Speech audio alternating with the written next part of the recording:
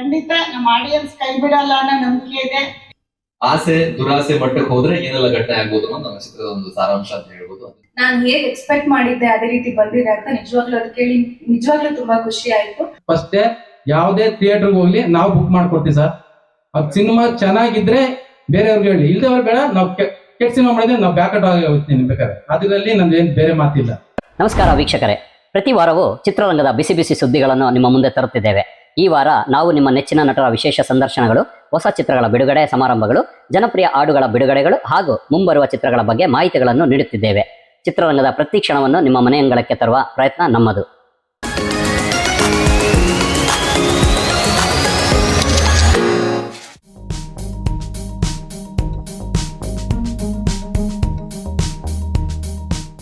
ಬಂದೂಕ್ ಕಥೆ ಹೇಗೆ ಶುರುವಾಯಿತು? ನಿಮ್ಮ ಇಡೀ ತಂಡದ ಬಗ್ಗೆ ಮಾತನಾಡಬೇಕು. ಬಂದೂಕಲ್ಲಿ 6 ಚೇಂಬರ್ಗಳಿರುತ್ತೆ ರಿವಾಲ್ವರ್ಸ್ ಅಲ್ಲಿ. ನಮ್ಮ ಸಿನಿಮಾಲಿ 5 ಚೇಂಬರ್ ಇರುವಂತ ಒಂದು ಗನ್ ಯೂಸ್ ಮಾಡಿರ್ತೀವಿ. ಆ ಗನ್ ಎಲ್ಲಾ ಕ್ಯಾರೆಕ್ಟರ್ಗೂ ಒಂದು ಸಾಕ್ಷಿ ಆಗಿರುತ್ತೆ. ಆ ಒಂದು ಐಡಿಯಾಗೋಸ್ಕರ ಬಂದೂಕ್ ಅಂತ ಹೇಳ್ತೀವಿ. ಎಲ್ಲರಿಗೂ ನಮಸ್ಕಾರ. ನನ್ನ ಹೆಸರು ಮಾನಸ.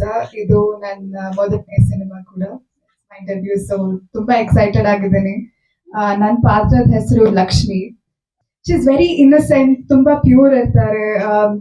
ಈಗ ನೋಡ್ತೀರಾ ಅಲ್ವಾ, ವಿಲೇಜಸ್ ಅಲ್ಲಿ ಕಾಲೇಜ್ ಹೋಗೋದು, ಅವ್ರ ಕೆಲಸ ಅವ್ರು ನೋಡ್ಕೊಳ್ಳೋದು, ಆ ತರ ವೆರಿ ಇನ್ನಸೆಂಟ್ ಗರ್ಲ್.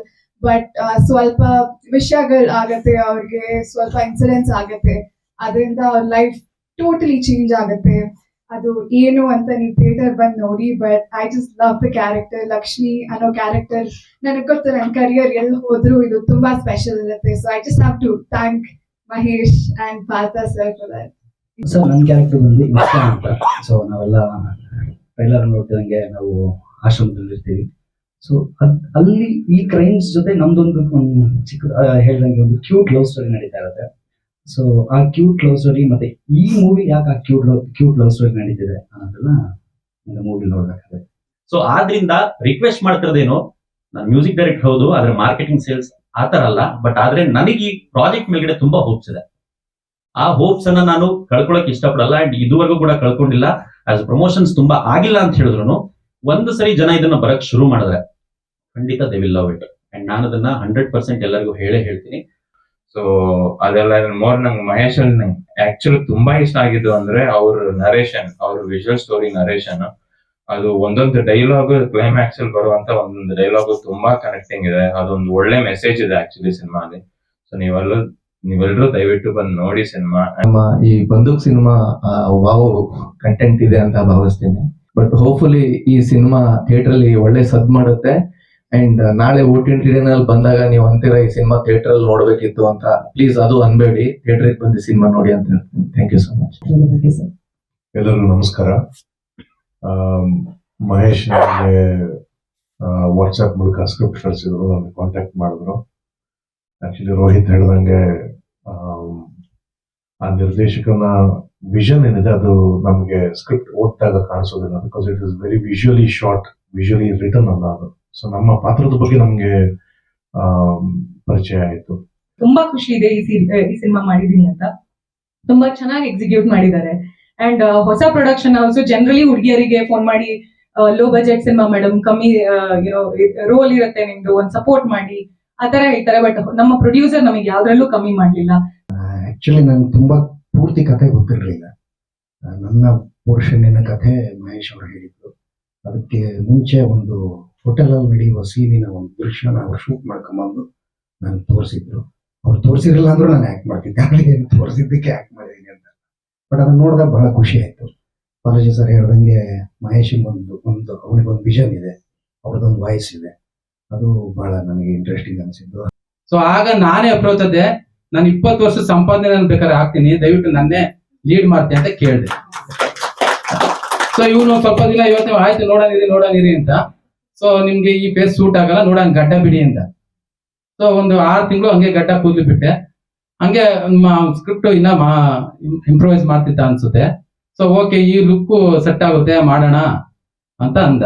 ಹಂಗಾಗಿ ಈ ಸಿನಿಮಾ ಜೊತೆ ಶುರುವಾಗಿದ್ದು ನಂದು. ಆ 20 ವರ್ಷದ ಸಂಪಾದನೆ ಜೊತೆಗೆ ಇನ್ನೂ ಸಾಲ ಕೂಡ ಮಾಡ್ಬಿಟ್ಟಿದ್ದೀನಿ. ಯಾಕಂದ್ರೆ ಅವನಿಗೂ ಗೊತ್ತಿರ್ಲಿಲ್ಲ ಸಿನಿಮಾಗೆ ಎಷ್ಟಾಗುತ್ತೆ ಅಂತ. ಸೊ ಮಾಡ್ತಾ ಅದು ಜಾಸ್ತಿ ಆಗೋಯ್ತು. ನನ್ಗೆ ಒಂದ್ ಒಳ್ಳೆ ಕಂಟೆಂಟ್ ಸಿನಿಮಾ ಮಾಡೋದ್ರಲ್ಲಿ ಗೆದ್ದಿದ್ದೀನಿ, ಆದ್ರೆ ಜನಕ್ಕೆ ತಲುಪಿಸೋದ್ರಲ್ಲಿ ಸೋತ್ ಬಿಟ್ಟಿದ್ದೀನಿ ಸರ್. ನನ್ನ ಹತ್ರ ದುಡ್ಡಿಲ್ಲ ಅನ್ನೋ ದೃಷ್ಟಿಗೆ ಇವಾಗ ಜನಗಳಿಗೆ ನಮ್ಗೆ ತಲುಪಿಸಕ್ ಆಗಿಲ್ಲ. ಫಸ್ಟ್ ಯಾವ್ದೇ ಥಿಯೇಟರ್ಗೆ ಹೋಗ್ಲಿ ನಾವು ಬುಕ್ ಮಾಡ್ಕೊಡ್ತೀವಿ ಸರ್. ಅದ್ ಸಿನಿಮಾ ಚೆನ್ನಾಗಿದ್ರೆ ಬೇರೆಯವ್ರಿಗೆ ಹೇಳಿ, ಇಲ್ದವ್ರು ಬೇಡ. ನಾವು ಕೆಟ್ಟ ಸಿನಿಮಾ ಮಾಡಿದ್ರೆ ನಾವು ಬ್ಯಾಕಟ್ ಆಗಿ ಹೋಗ್ತೀನಿ ಬೇಕಾದ್ರೆ. ಅದ್ರಲ್ಲಿ ನಮ್ದು ಏನ್ ಬೇರೆ ಮಾತಿಲ್ಲ. ದಯವಿಟ್ಟು ಇದೇನ ತಪ್ಪಾಗಿದ್ರೆ ಕ್ಷಮಿಸಿ. ಏನಂದ್ರೆ ಫ್ರೀ ಕೊಡೋದು ಅದು ಇದು ಅಂತ ಅಲ್ಲ ಇದು. ಯಾಕಂದ್ರೆ ನನ್ ಸಿನಿಮಾ ತಲುಪಬೇಕು ಅನ್ನೋ ಒಂದು ಉದ್ದೇಶಕ್ಕೆ ನಾನು ಹೇಳ್ತಿದ್ದೀನಿ ಅಷ್ಟೇ ಹೊರತು ಅಷ್ಟು ಎಫರ್ಟ್ ಹಾಕಿದ್ದೀವಿ ಸರ್ ನಾವು ನಿಜವಾಗ್ಲು.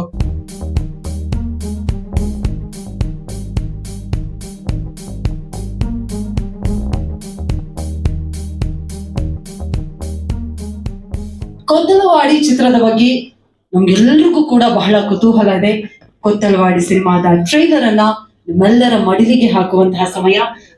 ಎಲ್ಲರೂ ಸಾಂಗ್ಗಳನ್ನ ಇಷ್ಟಪಟ್ಟಿದ್ದೀರಾ, ಅದು ತುಂಬಾ ಖುಷಿಯಾಗಿದೆ. ಮೊದಲನೇ ಸಾಂಗ್ ಮುಂಗಾರು ಮಳೆ, ಅದು ನನ್ನ ಕಂಪೋಸಿಷನ್. ಹಾಗೆ ಇನ್ನೊಂದು ಸಾಂಗು ಟೈಟಲ್ ಸಾಂಗ್ ಕೊತ್ತಲವಾಡಿ, ಅದು ಅಭಿನಂದನ್ ಅವರು ಕಂಪೋಸ್ ಮಾಡಿರೋದು, ವ್ಯಾಸರಾಜ್ ಅವರು ಹಾಡಿರೋದು. ಅದಕ್ಕೂ ಸಖತ್ ಒಳ್ಳೆಯ ಪ್ರತಿಕ್ರಿಯೆ ಬರ್ತಾ ಇದೆ.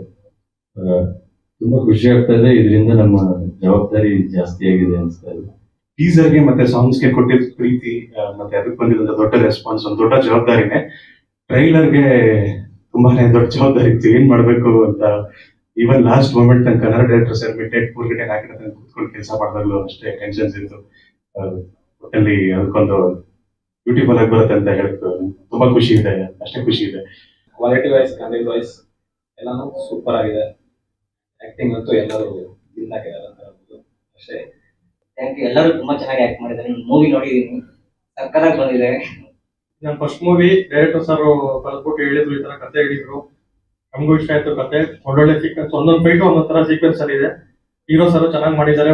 ಡೂಪ್ ಎಲ್ಲ ಏನ್ ಯೂಸ್ ಮಾಡಿಲ್ಲ, ಚೆನ್ನಾಗಿದೆ ನೋಡಿ ನೀವು ಥಿಯೇಟರ್.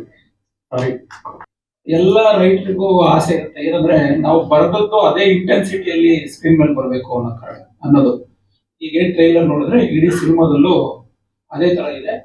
ಹಾಗೆ ನಾನು ಈ ಥರದ ಪಾತ್ರನ ಮಾಡ್ತೀನಿ ಅಥವಾ ಹಿಂಗೆ ಕುಣಿಯೋದು ಸ್ವಲ್ಪ ನನಗೆ ಒಂಚೂರು ಮುಜುಗರ. ಆ ಥರದ್ದಕ್ಕೆ ಒಂದು ಅವಕಾಶ ಕೊಟ್ಟಿದ್ದಕ್ಕೆ ಶ್ರೀರಾಜ್ ಸರ್ಗೆ ನಾನು ಥ್ಯಾಂಕ್ಸ್ ಹೇಳೋಕ್ಕೆ ಇಷ್ಟಪಡ್ತೀನಿ. ಆಕ್ಚುಲಿ ನನ್ನ ಫಸ್ಟ್ ಸಿನಿಮಾ ಆಗಿರೋದ್ರಿಂದ ಏನ್ ಮಾತಾಡ್ಬೇಕು ಅನ್ನೋದ್ರ ಬಗ್ಗೆ ನಾಲೆಜ್ ಸ್ವಲ್ಪ ಕಮ್ಮಿ ಇರೋದು. But I really like to thank ನಮ್ಮ ಡೈರೆಕ್ಟರ್ ಶ್ರೀರಾಜ್ ಸರ್ ಅಂಡ್ ಅಮ್ಮ ಪ್ರೊಡ್ಯೂಸರ್ ಮ್ಯಾಮ್ ಪುಷ್ಪ ಮ್ಯಾಮ್ಗೆ. ಅದೇ ಅದೊಂದು ಎಮೋಷನಲ್ ಸೀನ್ ಏನ್ ನೋಡಿದ್ರ, ಅದು ರಘು ಸರ್ ಹೇಳಿದ್ರಂತೆ ಡೈರೆಕ್ಟರ್ ಸರ್ಗೆ. ಅಂದ್ರೆ ನಾನು ಹೇಗ್ ಎಕ್ಸ್ಪೆಕ್ಟ್ ಮಾಡಿದ್ದೆ ಅದೇ ರೀತಿ ಬಂದಿದೆ ಅಂತ ನಿಜವಾಗ್ಲೂ ಅದು ಕೇಳಿ ನಿಜವಾಗ್ಲೂ ತುಂಬಾ ಖುಷಿ ಆಯ್ತು. ಅದೊಂದು ಫಿಯರ್ ಇದ್ದೇ ಇತ್ತು, ಅಂದ್ರೆ ನನಗೆ ಹೆಂಗ್ ಮಾಡ್ತೀನೋ ಏನೋ, ಅವ್ರು ಎಕ್ಸ್ಪೆಕ್ಟ್ ಮಾಡಿರೋದನ್ನ ನಾನ್ ಕೊಡ್ಬಹುದಾ ಅನ್ನೋ ಒಂದು ಕನ್ಫ್ಯೂಷನ್ ಆಗ್ಲಿ ಅಥವಾ ಭಯ ಆಗ್ಲಿ ಖಂಡಿತ ಇತ್ತು. ಈ ಕತೆ ಶುರು ಆದಾಗ ನಾನು ಅಮ್ಮ ಇಬ್ಬರೇ ಡಿಸ್ಕಸ್ ಮಾಡಿದ್ದು. ಅದಾದ್ಮೇಲೆ ಒಬ್ಬೊಬ್ರು ಟೆಕ್ನಿಕಲ್ ಟೀಮ್ಸ್ ಎಲ್ಲ ಆಡ್ ಮಾಡ್ಕೊತಾ ಹೋದ್ವಿ. ನಾನು ಪ್ರತಿ ಹಂತದಲ್ಲೂ ಏನಾದ್ರು ಬೇಕು ಅಂತಂದ್ರೆ ಅಮ್ಮನ ಹತ್ರ ಹೇಳಿದಾಗ ಕಾಂಪ್ರಮೈಸ್ ಆಗ್ಬೇಡಪ್ಪ, ನಿಂಗೆ ಏನ್ ಬೇಕು ನೀನ್ ತಗೋ, ನೀನ್ ಮಾಡು ಅನ್ನೋರು. ಸೊ ಇವತ್ತು ಇದಕ್ಕೆಲ್ಲ ಏನ್ ನೀವು ಕ್ವಾಲಿಟಿ ನೋಡ್ತಾ ಇದೀರಾ, ಕಂಟೆಂಟ್ ನೋಡ್ತಾ ಇದೀರಾ, ಇದಕ್ಕೆಲ್ಲ ಮೇಜರ್ ಕಾರಣ ಅಮ್ಮನೇ. ಕೊತ್ತಲವಾಡಿ ನಾವು ಅದೇ ಸರ್ ಒಬ್ರು ಕ್ವಶನ್ ಕೇಳಿದ್ರು, ಅಂದ್ರೆ ಗ್ರಾಮಕ್ಕೂ ಆ ಕತೆಗೆ ಏನೋ ಸಂಬಂಧ ಇದೆ ಅಂತ. ಖಂಡಿತವಾಗ್ಲೂ ಇಲ್ಲ. ನಾವು ತಲಕಾಡಲ್ಲೂ ಶೂಟ್ ಮಾಡಿದೀವಿ, ಕೊತ್ತಲವಾಡಿಯಲ್ಲೂ ಮಾಡಿದೀವಿ, ಸ್ವಲ್ಪ ಕನಕಪುರದ ಕಡೆನೂ ಮಾಡಿದೀವಿ, ರಾಮನಗರದಲ್ಲೂ ಮಾಡಿದೀವಿ. ಬಟ್ ನಾವು ಕೊತ್ತಲವಾಡಿ ಬಹುಭಾಗ ನಾವು ಶೂಟ್ ಮಾಡಿದ್ರಿಂದ ನಮ್ಗ ಊರಿಗೆ ಹೋದಾಗ ಊರಲ್ಲಿ ಸಿಕ್ಕಂತ ಒಂದು ವೈಬ್ ಇರ್ಲಿ, ಅಲ್ಲಿಯ ಜನರಾಗಿರ್ಲಿ, ಅಲ್ಲಿಯ ಊರಾಗಿರ್ಲಿ, ಅಷ್ಟು ತುಂಬಾ ಚೆನ್ನಾಗಿತ್ತು. ಅಂಡ್ ಹಾಗಾಗಿ ನಮ್ಮ ಚಿತ್ರಕ್ಕೆ ಹೆಸರು ಕೂಡ ಕೊತ್ತಲವಾಡಿಗೆ ಇರ್ಬಹುದಲ್ಲ ಅಂತ ಅನಿಸ್ತು. ಮೆಸೇಜ್ ಇದೆ, ಆಸೆ ದುರಾಸೆ ಮಟ್ಟಕ್ಕೆ ಹೋದ್ರೆ ಏನೆಲ್ಲ ಘಟನೆ ಆಗ್ಬೋದು ಅನ್ನೋದು ನಮ್ಮ ಚಿತ್ರದ ಒಂದು ಸಾರಾಂಶ ಅಂತ ಹೇಳ್ಬೋದು. ಅದನ್ನ ಶ್ರೀರಾಜ್ ಅವರು ತುಂಬಾ ಚೆನ್ನಾಗಿ ಬರೆದಿದ್ದಾರೆ. ಇದು ಒಂದು ಐಡಿಯಾದಲ್ಲಿ ಇದೀವಿ, ಜನ ಹೆಂಗ್ ತಗೋತಾರೋ ಏನೋ ಅಂತ ಒಂದು ಬೈದಲ್ಲಿ ಇದೀವಿ. ಖಂಡಿತ ನಮ್ಮ ಆಡಿಯನ್ಸ್ ಕೈ ಬಿಡಲ್ಲ ಅನ್ನೋ ನಂಬಿಕೆ ಇದೆ. ಇದರಲ್ಲಿ ಬೇರೆ ಏನು ಉದ್ದೇಶ ಇಲ್ಲ. ಅದಕ್ಕೆ ಅದೇ ಮನೇಲಿ ಇದಾರಲ್ಲ ಬಾಸ್, ಅವ್ರನ್ನ ನೋಡಿ ಇನ್ಸ್ಪೈರ್ ಆಗಿ ನಾವು ಪ್ರೊಡ್ಯೂಸರ್ ಆಗಿ ತುಂಬಾ ಕಷ್ಟಗಳಿರ್ತಿತ್ತು ಟೈಮಲ್ಲಿ. ನಮಗೂ ಪ್ರೊಡಕ್ಷನ್ ಸಿಗ್ತಾ ಇರ್ಲಿಲ್ಲ. ಸಿಕ್ಕಿದ್ರೆ ಸರಿಯಾಗಿ ಅವಕಾಶಗಳು ಏನೆಲ್ಲ ಇರುತ್ತಲ್ಲ, ಅದೇ ನಾವು ತುಂಬಾ ದೂರ ಹೋದ್ಮೇಲೆ ಹೇಳೋಣ. ಇವತ್ತು ಎಷ್ಟು 25 ವರ್ಷ ಆದ್ಮೇಲೆ ನಿಮ್ಗೆ ರಾಕಿಂಗ್ ಸ್ಟಾರ್ ಅಂತ ಕಾಣಿಸ್ಕೊಂಡಿದ್ದಾರೆ. ಅದ್ರ ಹಿಂದೆ ಪಟ್ಟಿರೋ ಕಷ್ಟಗಳು ಯಾರಿಗೂ ಕಾಣಲ್ಲ. ನಾನು ತುಂಬಾ ಸಿಂಪಲ್. ನಾನು ಒಂದು ಅಂಗಡಿಗೆ ಹೋಗಿ ನೀವು 100 ಸೀರೆ ತಕ್ಕಂತ ಒಂದ್ ಸೀರೆ ಇಟ್ಕೊಂಡ್ಬಿಡ್ತೀನಿ, ತುಂಬಾ ದುಡ್ಡಲ್ಲ. ಹಂಗೆ ಸಿಂಪಲ್ ಆಗಿ ಅವ್ರು ಹೇಳಿದ ತಕ್ಷಣ ಜಡ್ಜ್ಮೆಂಟ್ ಇದೆ. ಯಾವ್ದೇ ಕೆಲ್ಸಕ್ಕೆ ಜಡ್ಜ್ಮೆಂಟ್ ತುಂಬಾ ಮುಖ್ಯ ಅಲ್ವಾ.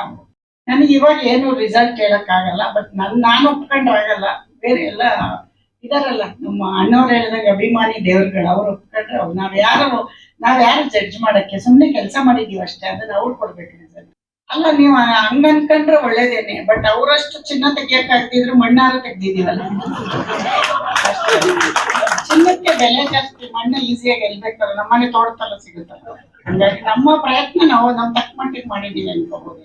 ಸಿನಿಮಾ ನೋಡಿ ಅಷ್ಟು ಅನ್ಕೊಂಡಿದ್ದೀರಾ ಅಂದ್ರೆ ನಿಮ್ ದೊಡ್ಡತನ, ಅಮ್ಮವ್ರು ಇಷ್ಟಕ್ಕೆ ಹಾಕಿದ್ದಾರೆ ಅಂತ. ಬಟ್ ಅಷ್ಟೊಂದೆಲ್ಲ ಇಲ್ಲ. ನಾವೇನಂದ್ರೆ ಕಾಟನ್ ಸೀರೆ ಉಟ್ಕೊಂಡ್ರೆ ನಿಮ್ಗೆ ರೇಷ್ಮೆ ಸೀರೆ ತರ ಕಾಣಿಸ್ತಾರೆ.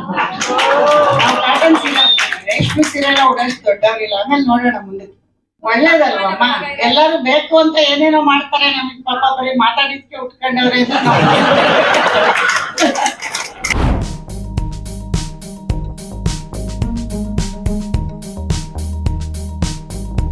ಲವ್ ಮ್ಯಾಟ್ರ್ ಬಿಡ ಅಂತ ಅಷ್ಟು ನಾವು ಈಸಿಯಾಗಿ ಹೇಳಕ್ ಆಗೋದಿಲ್ಲ ಇದು.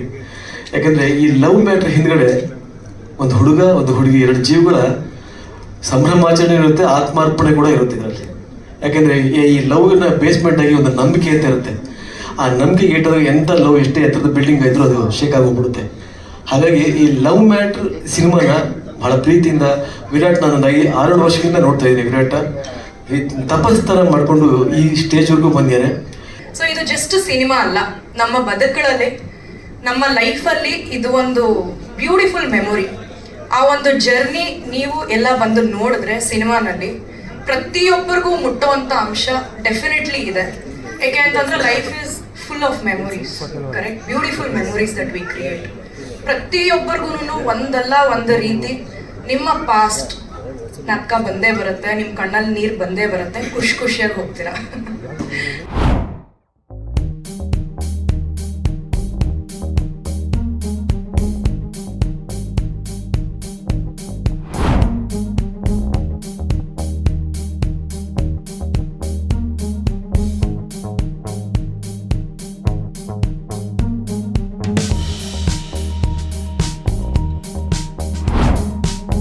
ಹೇ ಪ್ರಣಾಮ್, ವಾಟ್ಸ್ಆಪ್? ಹಾಯ್ ಖುಷಿ, ಹೇಗಿದ್ದೀರಾ ಮೇಡಮ್? ಹೇಗಿದ್ದೀರಾನೋ ಏನೋ. ಯಾಕೆ, ಏನಾಯ್ತು? ಅಲ್ಲ, 22 ಆಗಸ್ಟ್ ರಿಲೀಸ್ ಡೇಟ್ ಫಿಕ್ಸ್ ಮಾಡಿದೀರಾ. ಎಲ್ಲಾ ಕಡೆ ನಿಮ್ಮ ಅಪ್ಪ ಮಗಂದು ಟೀಸರು, ಕಮ್ಮಂಗಿ ನನ್ ಮಗನೆ ಸಾಂಗು ಇದೇ ಆಯ್ತಲ್ಲ. ಯಾಕೆ ಹೀರೋಯಿನ್ ಇದ್ದಾಳೆ ಅನ್ನೋದು ಮರ್ತೋಗ್ಬಿಟ್ಟಿದೀರಾ? ಅಯ್ಯಯ್ಯೋ, ನಿಮ್ನ ಹೆಂಗ್ ಮರೆಯಕ್ಕಾಗತ್ತೆ ಮೇಡಮ್? ಟಿವಿಲೂ ನೀವೇ, ಪೋಸ್ಟ್ರಲ್ಲೂ ನೀವೇ, ಥಿಯೇಟ್ರಲ್ಲೂ ನೀವೇ, ಈಗ ನಮ್ ಮನ್ಸಲ್ಲೂ ನೀವೇ. ಆ ಮಿಡ್ ನೈಟ್ ರಸ್ತೆ, ಆ ಚಳಿ ಮಳೆ ಗಾಳಿಲಿ ನಾವಿಬ್ರು ಹಾಕಿರೋ ಆ ಸ್ಟೆಪ್ ನ ನೋಡಕ್ ಬಂದಿರೋ ಆ ಕದೀಮ ಚಂದ್ರ, ಸಂಜಿತ್ ಹೆಗ್ಡೆ ವಾಯ್ಸ್, ಸಕ್ಕತ್ ಎಕ್ಸೈಟ್ಮೆಂಟ್ ಅಲ್ಲಿ ಇದ್ದೀನಿ ಖುಷಿ. ನಾನು ಎಕ್ಸೈಟ್ಮೆಂಟ್ ಅಲ್ಲಿ ಇದ್ದೀನಿ. ಅದೇ ಯಾವಾಗ? ಇದೇ ಜುಲೈ 20 ಭಾನುವಾರ ಮಧ್ಯಾಹ್ನ 2:06 ನಮ್ ಲವ್ ಸ್ಟೋರಿ ಶುರು. ಅಬ್ಬಾ, ಇವಾಗ ನಂಗೆ ನಿದ್ದೆ ಬರುತ್ತೆ. Okay Pranam, see you on 20th. Bye. Sunday ಮರಿಬೇಡಿ.